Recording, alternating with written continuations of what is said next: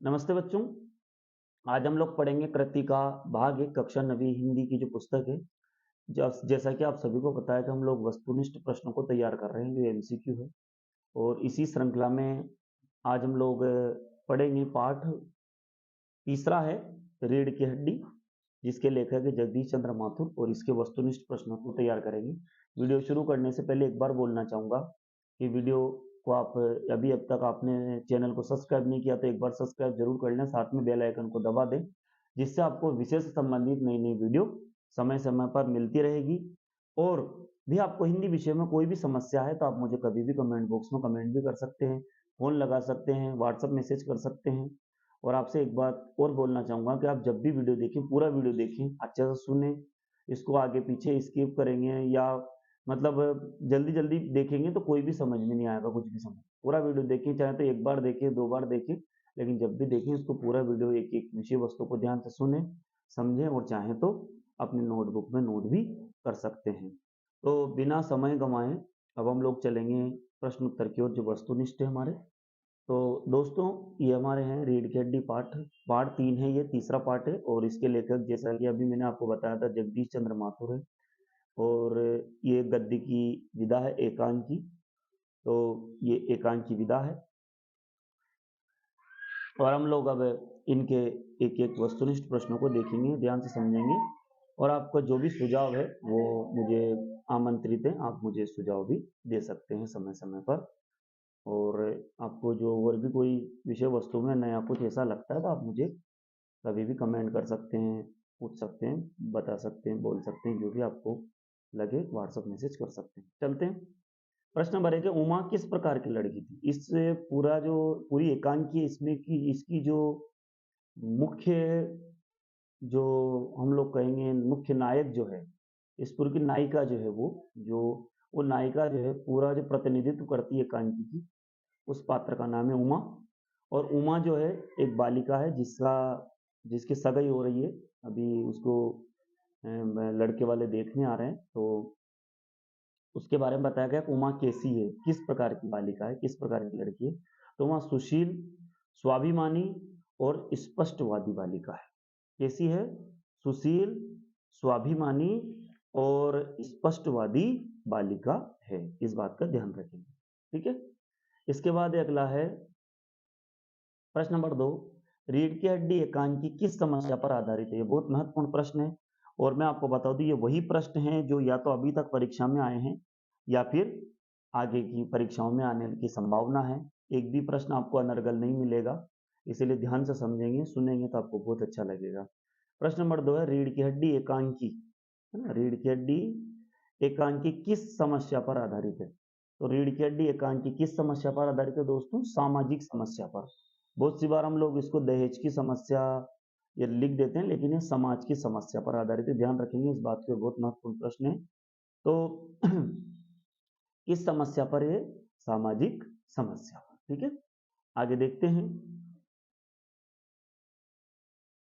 तीसरा प्रश्न है दोस्तों कि रामस्वरूप इसलिए इतनी हड़बड़ी में दिखाई दे रहे थे। रामस्वरूप जो है वो उमा के पिताजी हैं, और लड़के वाले जब देखने आ रहे हैं तो वो किस बात की हड़बड़ी थी? तो बिटिया को देखने के लिए लड़के वाले आ रहे थे, इसी की हड़बड़ी थी, है ना। प्रश्न नंबर तीसरा है ये, इसका उत्तर है बिटिया को देखने के लिए लड़के वाले आ रहे थे। तो रामस्वरूप इस किस लिए इतनी हड़बड़ी में दिखाई दे रहे थे? भाई उनके घर पे मेहमान आ रहे थे बच्ची को देखने के लिए, उनकी बालिका को, तो उन्हें हड़बड़ी हो रही, ठीक है। आगे देखते हैं।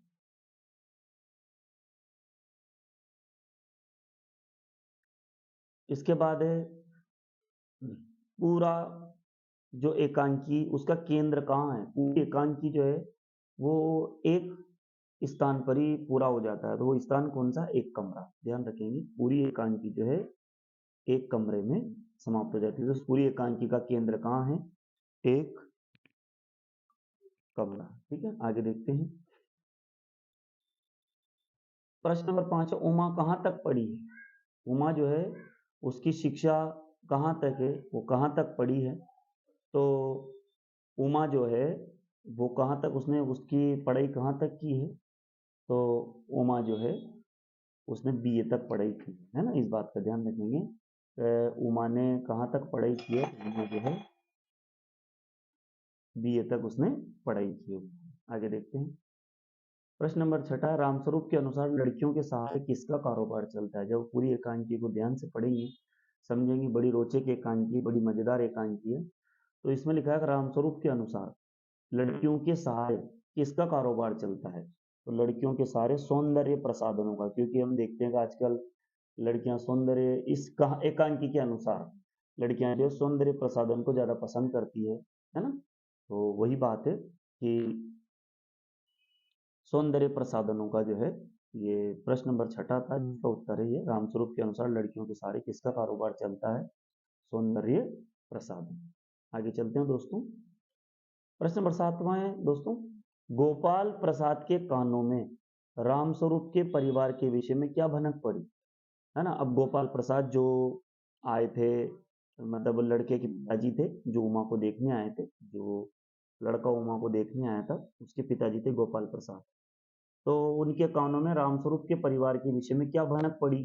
जब आपको पता होना, जब लड़का लड़की आपस में देखते हैं तो परिवार वाले भी पूरी खोजबीन करते हैं। तो गोपाल प्रसाद चाहते थे कि उन्हें कम पढ़ी लिखी लड़की मिले, है ना? और जो उमा थी, उसके जो पापा जी ने भी उमा के बारे में यही बताया कि वो बहुत कम पढ़ी लिखी है, लेकिन वास्तविक बात ये थी कि उमा पढ़ी लिखी थी। तो गोपाल प्रसाद के कानों में ये बात पता चल गई उन्हें, मतलब उनको भनक पड़ गई कि उनकी पुत्री जो है वो पढ़ी लिखी है। प्रश्न नंबर 8वां है, रामस्वरूप की पत्नी जो थी प्रेमा, मतलब उमा की माँ थी, है ना, के अनुसार लड़की किस लिए अधिक सर पर चढ़ गई थी? मतलब रामस्वरूप की जो पत्नी थी, है ना, उमा, सॉरी प्रेमा, और उमा की मम्मी थी, ये माता जी थी प्रेमा, तो उनके अनुसार लड़की किस लिए अधिक सर पर चढ़ गई थी? अत्यधिक शिक्षा प्राप्त कर लेने के बाद उनको ऐसा लगता था कि हमारी बालिका जो है वो ज्यादा पढ़ गई है, ज्यादा पढ़ी लिखी हो गई, इसी कारण से वो सर पर चढ़ी। प्रश्न नंबर 9 है, झुकी कमर लेखक ने किसकी खासियत बताई है? झुकी कमर जो है पूरी, जब एकांकी ध्यान से सुनते हैं तो झुकी हुई बैकबोन जिसे कहा गया है, वो किसकी खासियत है? शंकर की। इसके बाद है प्रश्न नंबर 10वां दोस्तों, गोपाल प्रसाद की कौन सी बात सुनकर रामस्वरूप चौंक गए थे? मतलब गोपाल प्रसाद की ऐसी कौन सी बात सुनी कि उमा के पिताजी जो रामस्वरूप वो चौंक गए थे? विवाह को बिजनेस की बात करने की बात, क्योंकि गोपाल प्रसाद जो है वो विवाह को बिजनेस की बात कहने लगे, तो रामस्वरूप जो है वो चौंक गए थे, उनको थोड़ा आश्चर्य हुआ, चौंक गए थे वो। आगे देखते हैं हम लोग कि प्रश्न नंबर 11वां है, रतन जो है, जो नौकर था, आपको कभी ये भी पता चला कि रतन कौन था इस पूरी एकांकी में? तो रतन नौकर था। एक प्रश्न ये भी बन सकता है। तो दरी की जगह क्या मांगता है? जब पूरी एकांकी देखते हैं तो रतन जो नौकर है वो दरी की जगह धोती मांगता है, क्योंकि वो थोड़ा, मतलब ये थोड़ा मजाकिये लहजे में एकांकी बनाई गई है, तो इसमें रतन को ऐसा लगता है कम सुनाई देता है, तो वो दरी की जगह धोती मांगता है। गोपाल प्रसाद कैसे विचारों के व्यक्ति है? अब गोपाल प्रसाद जो है, जो कि उमा को देखने जो आया लड़का, उसके पिताजी थे ये, तो गोपाल प्रसाद कैसे विचारों के व्यक्ति है? दकियानूसी। कैसे विचारों के? दकियानूसी।